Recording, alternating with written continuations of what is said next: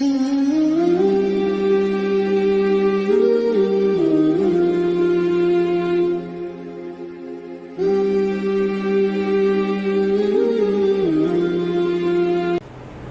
آج کے حالات بھی دیکھیے، اللہ رب العالمین کس طرح اپنے نبی کی سیرت کے ذریعے ہماری اصلاح فرماتا ہے کہ یہ ربیع الاول کا مہینہ آمد مصطفیٰ، ولادت مصطفیٰ جناب محمد رسول اللہ صلی اللہ علیہ وسلم کے عنوان کو سننے والے لوگ اپنے آپ کو دیکھیں، ٹٹولیں، پرکھیں کہ وہ قومیں جو اسلام سے قبل آپس میں الجھتی تھیں، آپسی جھگڑوں میں الجھی ہوئی تھیں، وہ کبھی بھی غیروں کے سامنے ایک امت بن کر نہیں کھڑے ہو سکے۔ حالانکہ آپ پڑھ کر دیکھیے، یہ بنو ہاشم، بنو لؤی، یہ جتنے بڑے بڑے قبیلے تھے، یہ آپس میں رشتہ دار تھے، برادریاں تھیں، بڑے بڑے آپس میں اوپر ان کے نسب بہن بھائیوں کے، برادریوں کے ملتے جلتے تھے۔ آگے جا کر یہ مختلف قبیلوں میں بٹ گئے، لیکن جب بھی ظلم کے خلاف اٹھنا ہوتا ہے ان میں سے کوئی بھی نہ اٹھ پاتا۔ اس کی بہت بڑی دلیل ہے،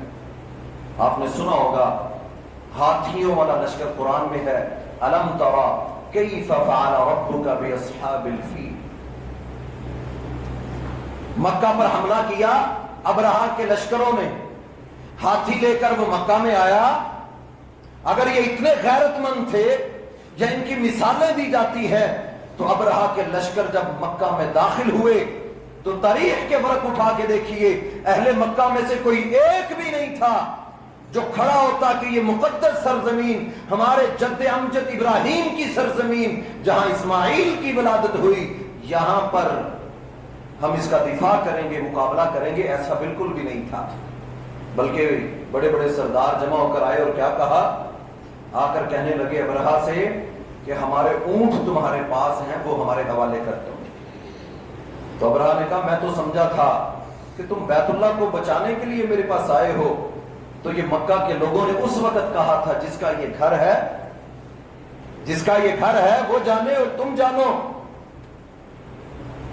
اگر یہ اتنے غیرت مند ہوتے، اتنے بہادر اور دلیر اور نڈر اور شجاعت والے ہوتے تو اللہ کے گھر کے تحفظ کے لیے اپنے آپ کو پیش کرتے، نہ کہ اپنے مال کو بچانے کے لیے میدانوں میں آتے۔ اس سے یہ بات سمجھ آتی ہے کہ اسلام سے قبل جہاں ان میں بڑی بڑی بیماریاں تھیں، برائیاں تھیں،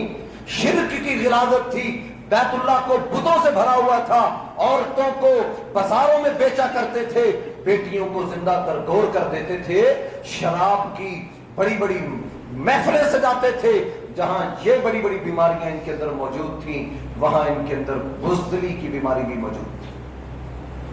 بزدل قوم تھی، دشمنوں کے سامنے کھڑی ہوتی نہیں تھی۔ یہ اسلام تھا، مسلمان تھے، اللہ کے نبی تھے جناب محمد رسول اللہ صلی اللہ علیہ وسلم۔ جب ربیع الاول کے مہینے میں پیدا ہوئے، اللہ رب العالمین نے تاریکیوں کو ختم کر دیا اور انتخاب اس خطے کا کیا جو سارا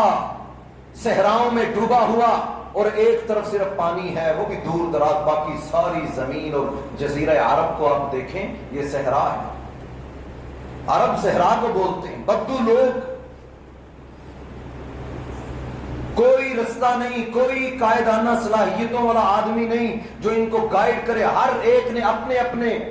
برادریوں کے سردار بنائے ہوئے اور انہی کو فالو کرتے، انہی کی مانتے، انہی کو سب کچھ سمجھتے۔ لقد من اللہ علی المؤمنین، اللہ کہتے ہیں ہم نے تم پر احسان کیا،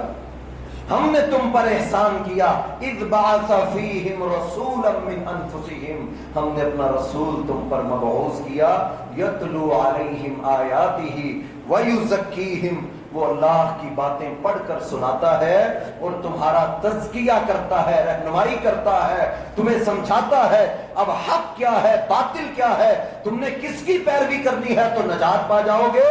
دنیا کی امامت تمہاری ہوگی۔ اگر تم نے اس راستے کو چھوڑا تو یاد رکھو تم سے پہلے بھی زمین پر لوگ تھے، بڑے بڑے پگڑیاں ان کے سروں پر تھیں، سردار بنتے تھے، کوئی حاجیوں کو ستو پلاتا تھا، کوئی بیت اللہ کی خدمتیں کرتا تھا، کوئی جناب زمین کے جغرافیے کا علم رکھتا تھا، کوئی بڑی بڑی سیاستیں کرتے تھے۔ عمر بن خطاب رضی اللہ عنہ کے خاندان کے لوگ سفیر تھے، دنیا میں جا کر سفارت کاری کرتے تھے، بڑے نام ان کے تھے، بڑی کچھ ان کے پاس بھی تھا، لیکن جب ان لوگوں نے صراط مستقیم کو، اہدنا الصراط کو چھوڑا، پستیوں میں ڈوبتے چلے گئے۔ اللہ کہتے ہیں ہم نے ان حالات میں جناب محمد رسول اللہ صلی اللہ علیہ وسلم کو پیدا کیا، آمینہ کے بطن سے پیدا کیا۔ بڑی لمبی داستان ہے اللہ کے نبی صلی اللہ علیہ وسلم کی پیدائش کی، بچپن ہے، لڑکپن کا زمانہ، باپ کی جدائی ہے، یتیمی دیکھی اللہ کے نبی صلی اللہ علیہ وسلم۔ چند سال کے ہوئے ماں بھی دنیا سے چلی گئی۔ لوگ کہتے ہیں آج ہمارے بڑے غم ہیں، ہمیں بڑی ٹینشنیں، بڑی پریشانیاں، ہمارے بچے، ہمارے حالات۔ آؤ دیکھو اپنے بچوں کے مستقبل کے لیے اللہ کو ناراض کرنے والے، شرک میں ڈوبنے والے، سود کے اندر ڈوبنے والے لوگ، آؤ دیکھو میرے نبی کی سیرت۔ لقد کان لکم فی رسول اللہ اسوۃ حسنہ، میرے نبی کی زندگی سارے انسانوں کے لیے اسوہ حسنہ ہے کہ بچپن کی عمر میں کوئی کفالت کرنے والا نہیں، باپ دنیا سے چلا گیا، ماں کا سہارا تھا، اللہ نے ماں بھی آپ سے لے لی، یتیمی بھی دیکھی اور مسکینی بھی دیکھی۔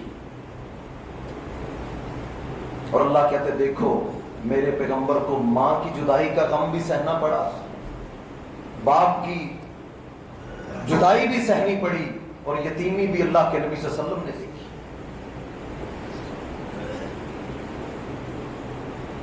امین، صادق و امین کے لقب ملے۔ آپ کہا کرتے تھے لوگوں مجھے بتاؤ اگر میں نے کسی کے ساتھ خیانت کی ہو، میں نے کسی کے ساتھ زیادتی کی ہو، 40 سال میں نے تمہارے اندر گزارے، 1-2 سال 10 سال نہیں، 40 سال مکہ میں گزارے، تم مجھے بھی جانتے ہو، میرے خاندان کو جانتے ہو، بنو ہاشم کو جانتے ہو، میرا قبیلہ قریش کا تم قریش کو جانتے ہو، میری ساری زندگی کھلی کتاب کی طرح ہے، تم مجھے جانتے ہو، بتاؤ جو حق لے کر میں آیا ہوں، جو دعوت میں لے کر آیا ہوں، جب مجھے تم جانتے ہو کہ میں جھوٹا نہیں ہوں، میں صادق اور امین ہوں، میری گواہی دیتے ہو، امانتیں میرے پاس رکھتے ہو، مجھ سے فیصلے کرواتے ہو، بلکہ بیت اللہ میں حجر اسود کو نصب کرنا تھا، جو فیصلہ میں نے کیا تم نے اس کو مانا، تم میرے فیصلوں کو مانتے ہو، جب میں تمہیں یہ کہتا ہوں قولوا لا الہ الا اللہ، اپنی زبان سے لا الہ الا اللہ کہہ دو، تو تم انکار کر دیتے ہو۔ پوچھتے تھے اگر ہم تمہارا یہ کلمہ پڑھ لیں ہمیں ملے گا کیا، ہمیں کیا ملے گا دنیا میں؟ اللہ کے نبی صلی اللہ علیہ وسلم نے فرمایا جو اس کلمے کو تھامے گا تملک العرب والعجم، عرب و عجم اللہ اس کی جھولی میں ڈال دے گا، اس کلمے میں اتنی طاقت ہے۔ یہ دنیا کی بڑی بڑی طاقتیں، بڑے اسلحے، بڑے طیارے، بڑی بڑی فوجیں، بڑی بڑی جناب ان کے بجٹ اور بڑا کچھ ان کے پاس، لیکن اللہ کے نبی مکہ کی ایک بستی میں ان بڑے بڑے سرداروں کو جو اسلام کا وجود برداشت نہیں کر رہے تھے، جو اس وقت کے مسلمانوں کا جینا حرام کر رہے تھے، اللہ کے نبی صلی اللہ علیہ وسلم نے اس دور میں کوئی اسلامی ریاست دنیا میں نہیں تھی، کوئی بڑی جناب مسلمانوں کی جماعت نہیں تھی، اس وقت ان لوگوں کو جو اہل اسلام نہیں تھے ان کو یہ بات کہی تھی تم کلمہ پڑھ لو، لا الہ الا اللہ پڑھ لو، میں محمد رسول اللہ صلی اللہ علیہ وسلم تمہیں ضمانت دیتا ہوں عرب و عجم تمہارا ہوگا، دنیا کی امامت تمہاری ہوگی، دنیا تمہاری شاگرد ہوگی، تم استاد بنو گے، تم لیڈر اور قائد ہوگے، تم بولو گے دنیا سنے گی، تم چلو گے دنیا چلے گی، لیکن شرط یہ ہے قولوا لا الہ الا اللہ، لا الہ الا اللہ پڑھ لو، دنیا اللہ تمہارے قدموں میں ڈال دے گا۔ اس دنیا کی وقت اور حیثیت تو اللہ کے ہاں سمندر میں انگلی ڈال کر نکالنے کے برابر نہیں، یہ اللہ دنیا تمہارے قدموں میں ڈال دے گا۔ انہوں نے کہا اس کلمے میں اتنی طاقت ہے، کہا دیکھیں مکہ کے کافر اس دعوت کو کتنا سمجھتے تھے، آج کلمہ گو مسلمان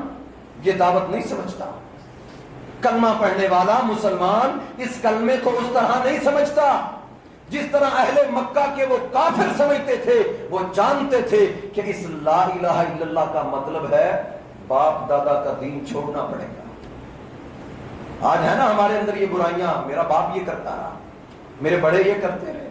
میرا پیر یہ کہتا ہے، میرا امام یہ کہتا ہے، میرا لیڈر یہ کہتا ہے، وہ جھوٹ ہو صحیح ہو ہم تو اس کے پیروکار۔ مکہ کے کافر یہ بات سمجھتے تھے کہ جو بات اللہ کے نبی کہہ رہے ہیں کہ لا الہ الا اللہ پڑھ لو، دنیا تمہارے قدموں میں اللہ ڈال دے گا، اس بات اس جملے کو وہ جانتے تھے کہ اے نبی تمہارے اس کلمے کا مطلب ہے ہمارے باپ دادا کے رسم و رواج، ان کے بڑے بڑے میلے ٹھیلے عرس جو ہم کرتے تھے، ان کے بتوں کے 360 بیت اللہ میں ہم ان کو ہر سال ان کا میلہ لگاتے تھے، یہ سارا ختم کرنا پڑے گا۔ ہم نے جو 360 اپنے اپنے بت، کوئی صبح کا، رات کا، بارشوں کا، نفع کا، نقصان کا، جو ہم نے بنائے ہوئے، ہمیں اس کلمے کا مطلب ان کافروں کو پتا تھا کہ اس کلمے کا مطلب یہ ہے، پھر سب کا انکار کرنا پڑے گا، اکیلے لا الہ الا اللہ، اللہ کے سوا کوئی الہ نہیں ہے، اس اکیلے کو رب ماننا پڑے گا۔ وہ اس کلمے کی دعوت کو سمجھتے تھے۔